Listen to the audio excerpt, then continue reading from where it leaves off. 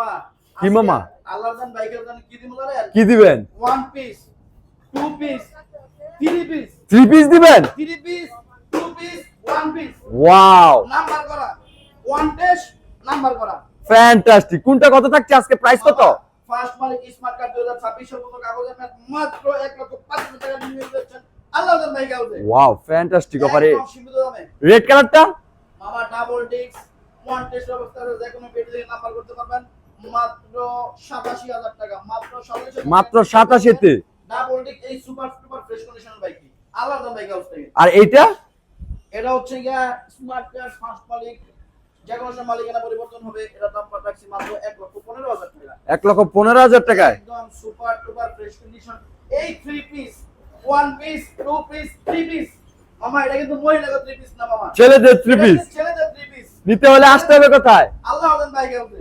আল্লাহর